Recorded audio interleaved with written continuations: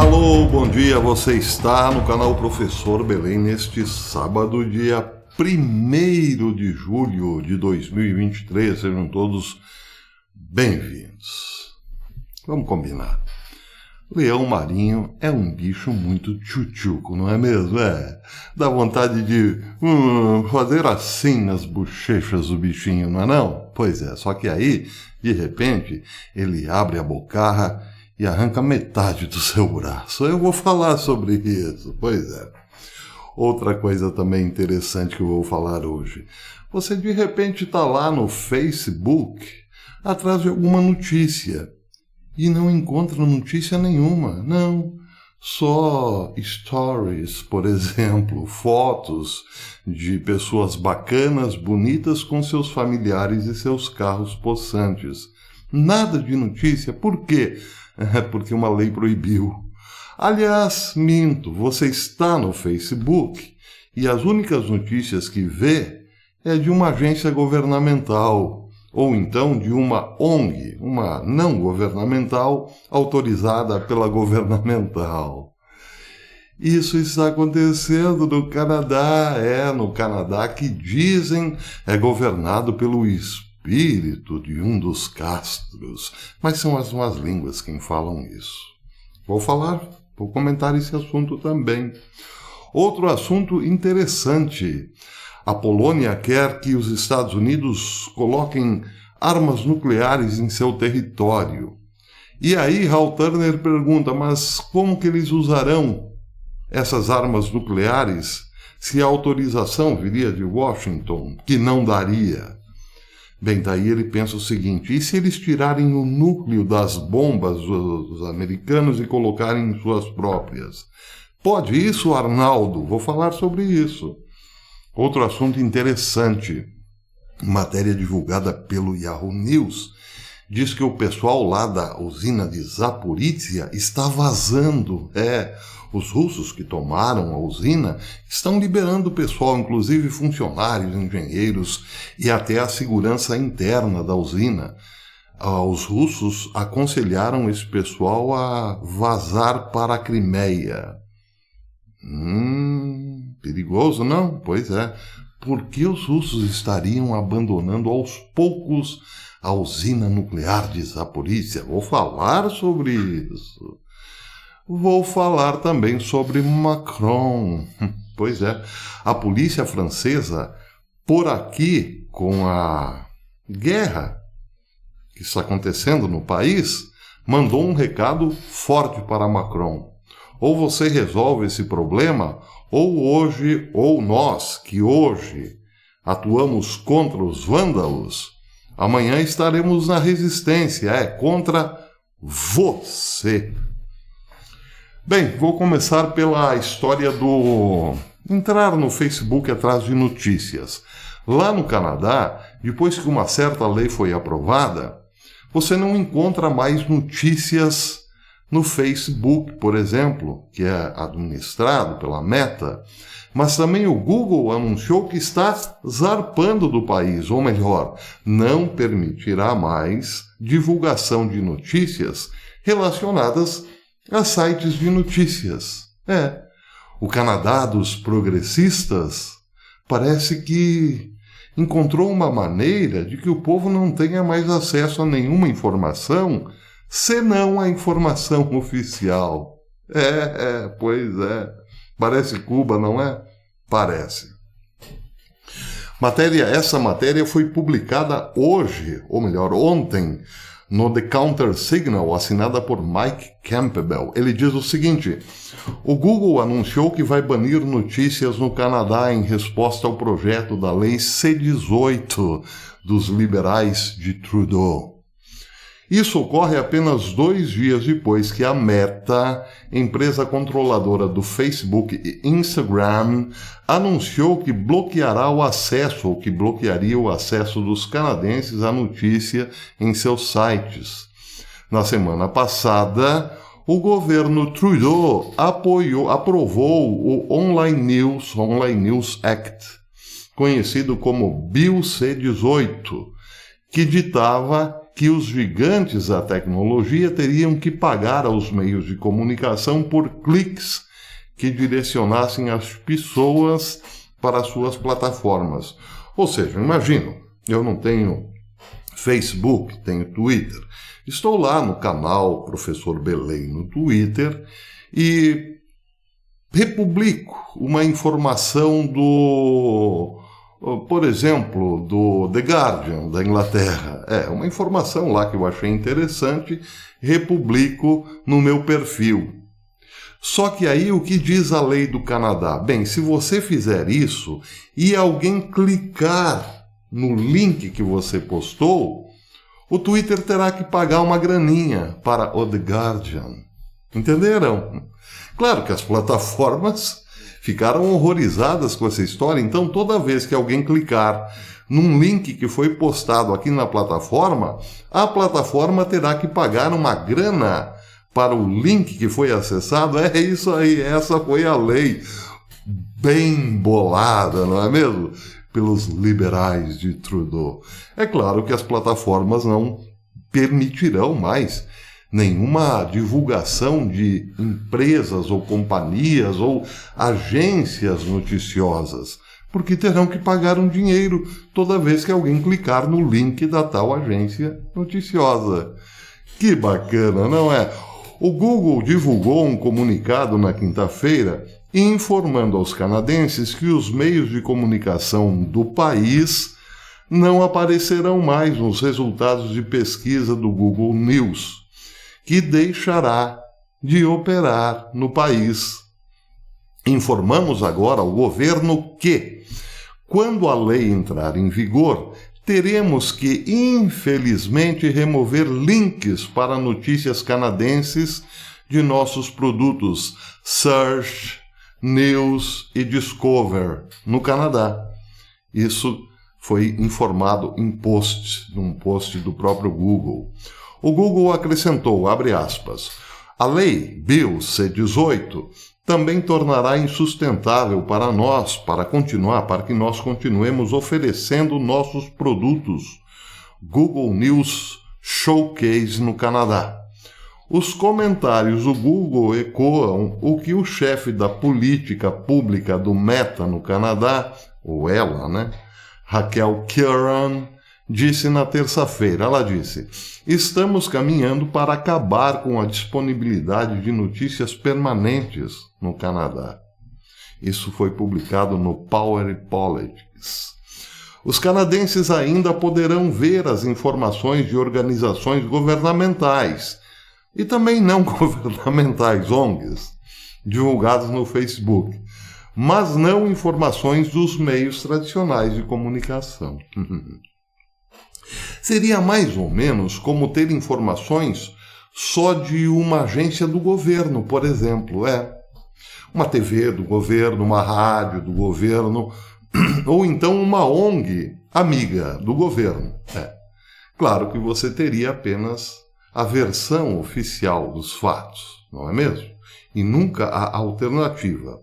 E a visão oficial será sempre a do governo de plantão, não é não? Pois é. Curran disse também que a Meta tinha 18 acordos privados para compensar os meios de comunicação canadenses, mas a aprovação do projeto de lei colocou em risco os acordos que ela tinha. Ela daria, sim, um dinheirinho, mas aí foram lá os maravilhosos políticos e fizeram o que as pombas fazem no chão da praça. Estragaram tudo, né? A Meta disse também que aconselhou o governo liberal, ao longo de vários meses, de que se o projeto de lei de notícias online fosse aprovado, a empresa bloquearia o acesso dos canadenses às notícias. Já o ministro do Patrimônio Liberal e czar da censura lá no Canadá, Pablo Rodrigues, está em pânico, diz a matéria. Duvido.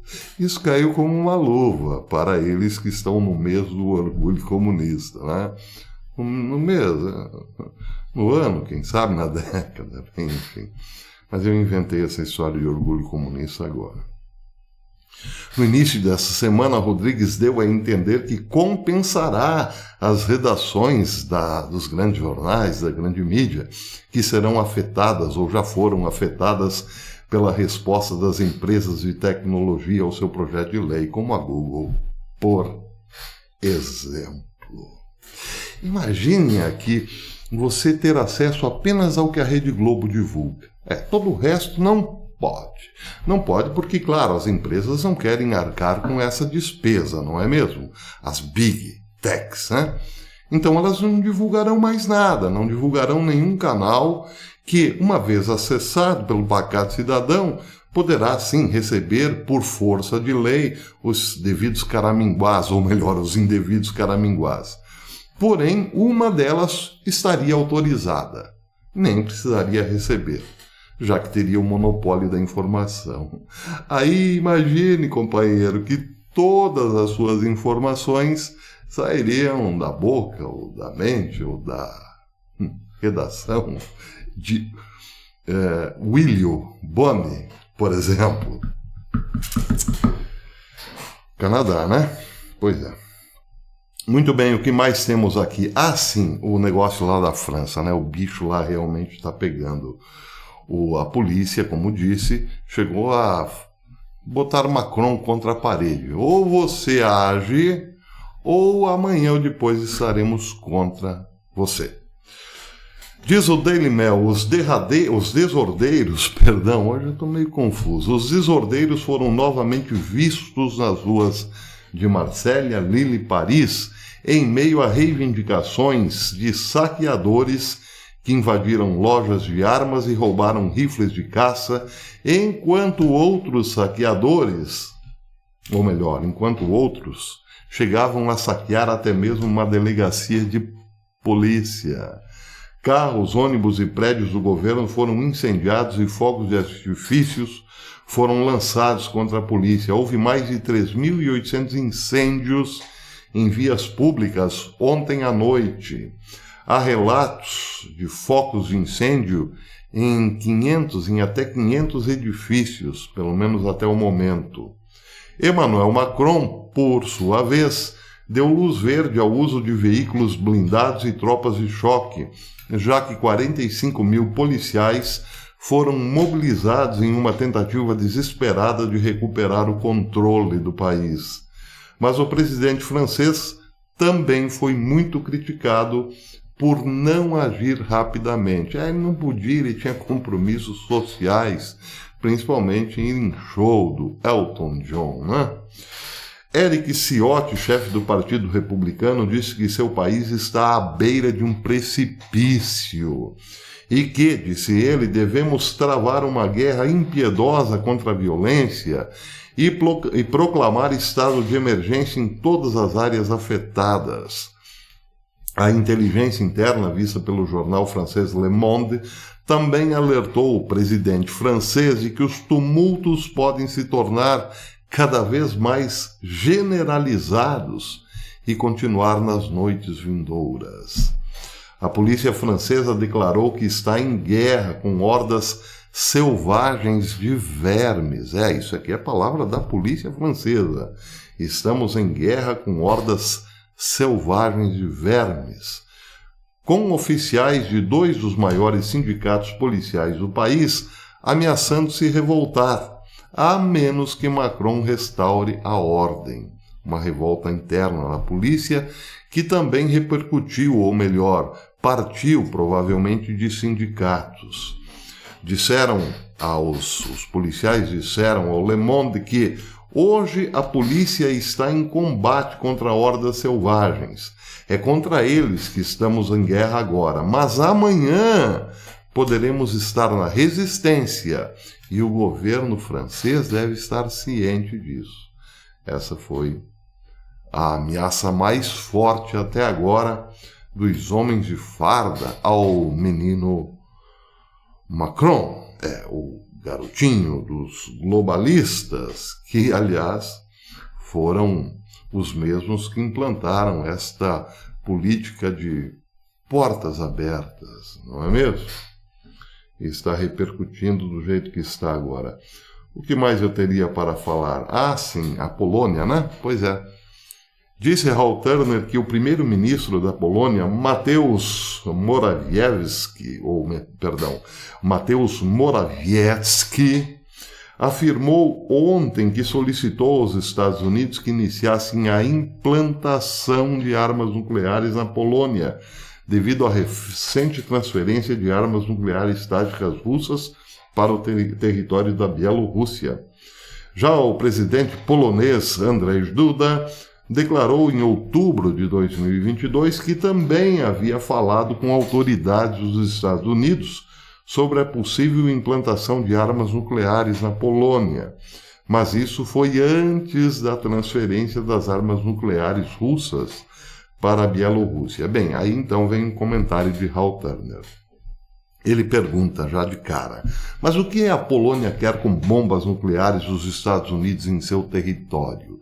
Sim, porque essas bombas, para todos os efeitos, não poderão ser usadas de acordo com a vontade polonesa. Ele diz, se tais dispositivos fossem colocados na Polônia, o governo polonês não poderia usá-los.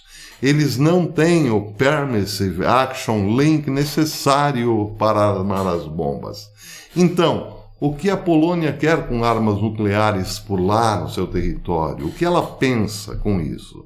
Bem, em primeiro lugar, a arma nuclear, as bombas nucleares, são armas de dissuasão, armas de deixa disso porque pode ficar ruim para o seu lado, né?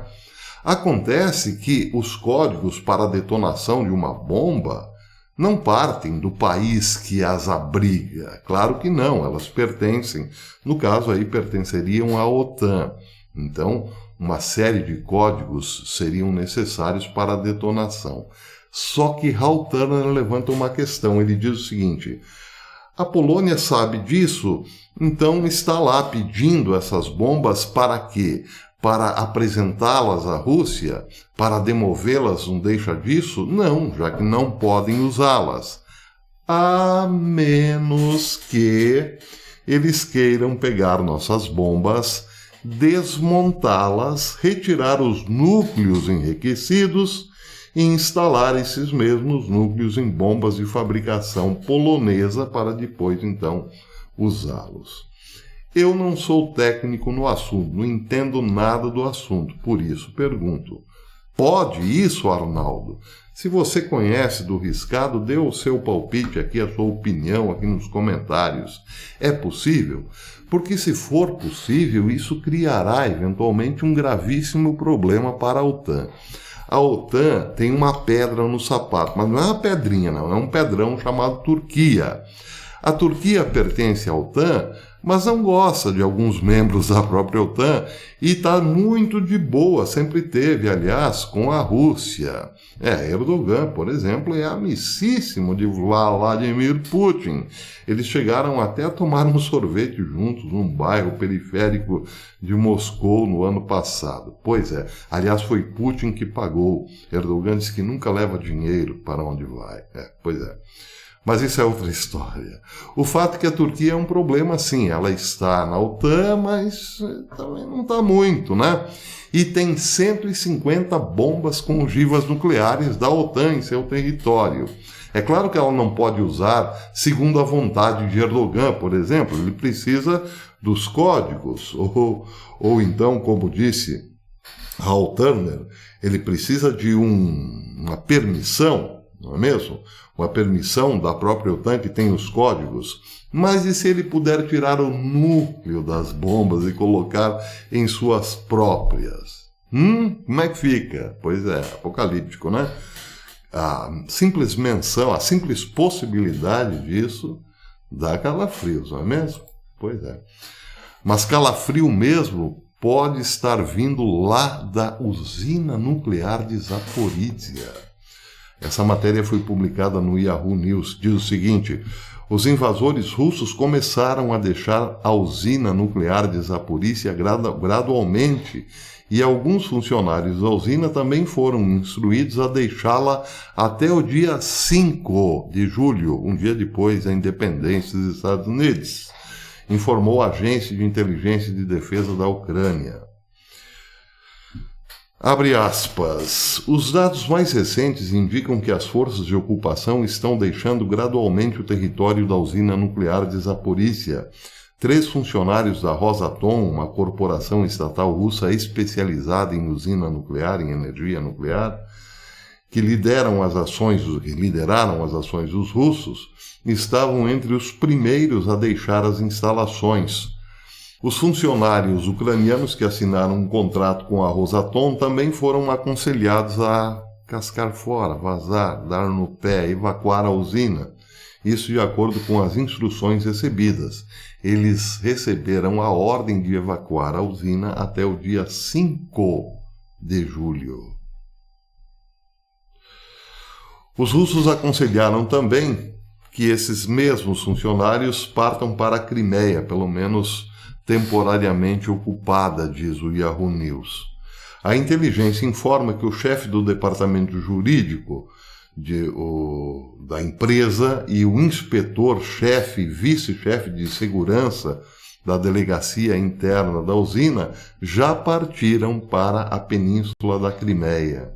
O serviço de inteligência da Ucrânia enfatiza também que o número de patrulhas militares da usina de Zaporízhia, na cidade de satélite de Enerhodar, está diminuindo gradualmente. Enquanto isso, a inteligência relata que os ocupantes russos instruíram o pessoal que permanece na estação a culpar a Ucrânia em caso de emergência. Bom, é claro que aqui 2 pulgas atrás das 2 orelhas devem ser consideradas nesse momento.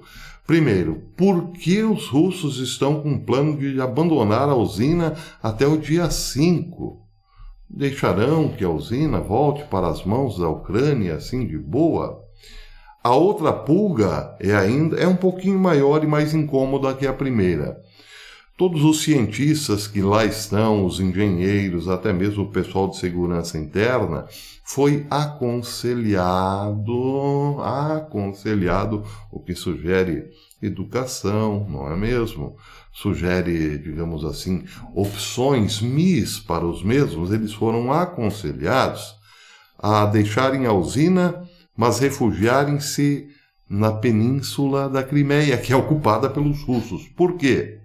Para que eles não voltem a trabalhar para a Ucrânia, é claro, é o que se supõe, até mesmo porque são ucranianos. Então, eles serão, digamos, educadamente convidados a se tornarem prisioneiros lá na península da Crimeia, para não passarem nenhuma informação e, em caso de superaquecimento da usina, não forem, digamos, liberados para resolver o problema. Eles estarão meio que amigavelmente confinados. Pelo menos é mais ou menos isso que está dizendo a incômoda pulga atrás da segunda orelha.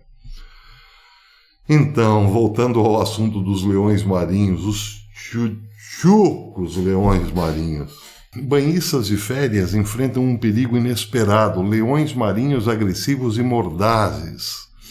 Bem, essa notícia foi publicada hoje pela MSM e diz o seguinte: enquanto os californianos do sul preparam-se para inundar as praias locais em antecipação ao feriado de 4 de julho, os especialistas alertam banhistas para ficarem atentos a um perigo surpreendente: ataques de leões marinhos. Até terça-feira, leões marinhos haviam ferido pelo menos 2 pessoas nas praias do condado de Orange. Então, pergunta o MSM, o que estaria por trás do comportamento incomum dos leões marinhos? Os mamíferos marinhos têm experimentado convulsões ou doenças há centenas por causa de uma proliferação contínua de algas tóxicas, dizem especialistas. A matéria é longa, vou deixar aqui na descrição, mas seria basicamente isso. Os leões marinhos não estão atacando o ser humano porque não gostam mais do ser humano. Não gostam nem desgostam, não é esse o problema. Eles estão afetados, segundo especialistas, por intoxicação de algas. Bem, por que deixei essa matéria para o final? Porque ela, de certo modo, se complementa a uma denúncia feita ontem por Martin Armstrong, que disse o seguinte: um determinado produto agrícola que é banido de praticamente todo mundo, exceto dos Estados Unidos, está alterando o comportamento sexual dos sapos. Essa foi a denúncia de Martin Armstrong. Eu não posso dar o nome do produto, mas ele é usado em larga escala nas lavouras americanas para o combate de pragas, etc. e tal. Só que estudos mostram que os sapos, de repente, mudaram suas preferências sexuais. E Martin Armstrong diz que esse produto, claro, acaba indo para os rios e intoxicando também a água que os americanos bebem. Outra informação, essa foi publicada no Zero Hedge, que também não posso dar muitos detalhes, diz que sim, há muito veneno hoje nas terras americanas, na água americana e, atenção, nos mares das costas americanas. Venenos, simplesmente isso. Alguns dias atrás, já faz mais de mês, eu acho, eu dei a notícia aqui de que estranhos ataques de orcas a barcos estavam acontecendo no Estreito de Gibraltar. Esses dias, antes de ontem, se não me engano, vi que esse problema continua. As baleias orcas, que o pessoal diz, não é baleia, é golfinho, professor. Pois é, as baleias orcas continuam atacando barcos na costa da Espanha. Seria veneno na água? É por isso que eu deixei essa matéria para o final, para que você mesmo se pergunte ou investigue o que está acontecendo com a vida marinha, já que a terrestre... Bem, deixa para lá. Já o vídeo já ficou longo, amanhã eu volto, se Deus quiser. Até depois.